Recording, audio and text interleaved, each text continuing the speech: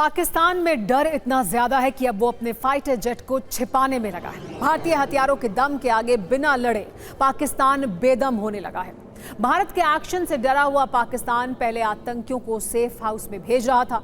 अब Pakistan made in America F-16 fighter jet को भी सेफ लोकेशन पर शिफ्ट करने में जुटा है। ऐसी रिपोर्ट्स हैं कि पाकिस्तानी वायुसेना ने अपने बेड़े में मौजूद आधे से ज्यादा F-16 को ग्वादर में छिपाया है। ये फाइटर जेट पस्ती एयरफील्ड में शिफ्ट कर दिए गए हैं।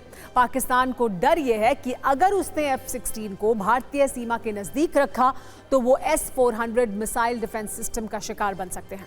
पाकिस्तान को लगता है कि S-400 के रडार उन्हें आसानी से डिटेक्ट कर लेंगे। ऐसे में पाकिस्तान F-16 से हाथ धो बैठेगा।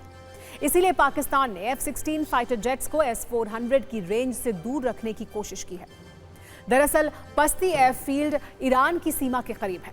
भारत से इस बेस की दूरी काफी ज्यादा है, इसलिए यहां पाकिस्तान को भारत से हवाई हमले का भी कम डर है। वैसे पाकिस्तान को भारत के S-400 मिसाइल डिफेंस सिस्टम का इतना डर क्यों है, ये भी आप जान लीजिए। S-400 की मिसाइल 400 किलोमीटर दूर तक जा सकती है, जबकि F-16 अपनी मिसाइल 180 किलोमीटर के भीतर ही चला पाता है। ऐसे में लड़ाई शुरू होने से पहले ही जेट खतरे में आ जाता है। S-400 के अलग अलग रडार मिलकर आसमान को नजरबंदी में रखते हैं। ये रडार 100 से 200 किलोमीटर दूर से भी F-16 को पकड़ लेते हैं।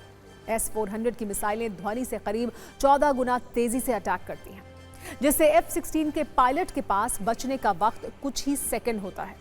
F-16 आमतौर पर नीचे उड़ते हुए रडार से बचता है, लेकिन S-400 की खास मिसाइलें बेहद नीचे उड़ते टारगेट को भी गिरा देती हैं। भारत को रूस से मिला ये एयर डिफेंस सिस्टम दुनिया के सबसे ताकतवर एयर डिफेंस सिस्टम में से एक है, जिसका कोई तोड़ पाकिस्तान के पास नहीं है। पाकिस्तान की सेना किस हद तक डरी हुई है, उसका एक और सबूत है। पाकिस्तान को लगता है कि बालाकोट की तरफ भारत एक और एयर स्ट्राइक कर सकता है। इसीलिए पाकिस्तान ने रडार सिस्टम को सियालकोट में फॉरवर्ड बेस पर तैनात किया है। यह फॉरवर्ड बेस भारत की सीमा से सिर्फ 58 किलोमीटर दूर है। पाकिस्तान को उम्मीद यह है कि TPS-77 रडार एयर ट्रैफिक पर नजर रखकर किसी एयर स्ट्राइक को डिटेक्ट कर सकता है।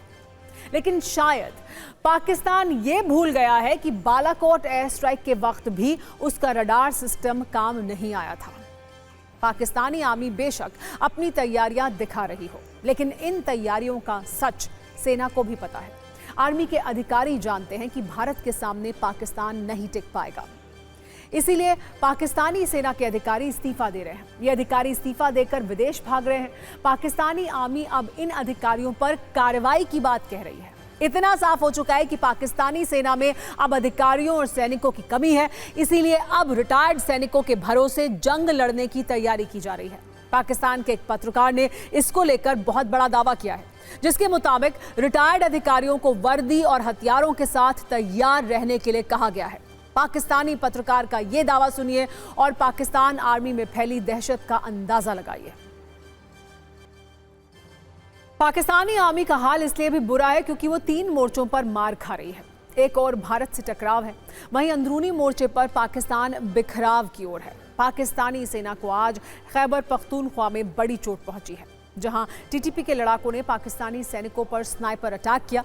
इस हमले में 3 पाकिस्तानी सैनिक मारे गए हैं। इसके अलावा वजीरिस्तान इलाके में एक बम धमाका हुआ है।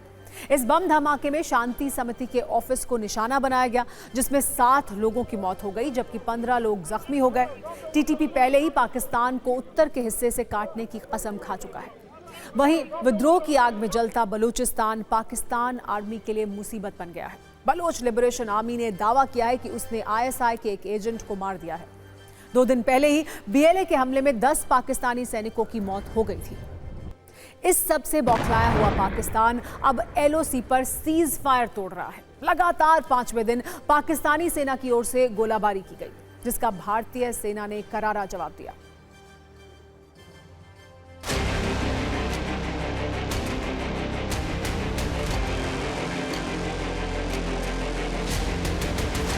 इस वक्त हम मौजूद हैं अखनूर सेक्टर में और आपको बता दें कि इस सेक्टर में भी पाकिस्तान की तरफ से सीज फायर का उल्लंघन किया गया है। भारतीय सेना ने पाकिस्तान को मुंह तोड़ जवाब दिया है। जम्मू संभाग में इससे पहले कल पुंछ सेक्टर में पाकिस्तान ने सीज फायर का उल्लंघन किया था। भारतीय सेना ने पाकिस्तान को मुंह तोड़ जवाब दिया था। लाइन ऑफ कंट्रोल से लेकर अंतर्राष्ट्रीय सीमा तक, भारतीय सेना से लेकर बीएसएफ तक पूरी तरीके से अलर्ट है ताकि पाकिस्तान की इन नापाक हरकतों को जवाब दिया जाए। तस्वीरों में भी आप साफ तौर पे देख सकते हैं कि किस तरीके से यहाँ पर जो मशीन है वो लगाई गई है ताकि फसल जो है वो यहाँ पर काटी जा सके, और अगर पाकिस्तान की तरफ से कभी भी सीज फायर का उल्लंघन किया जाता है तो किसानों को नुकसान ना हो, जिसके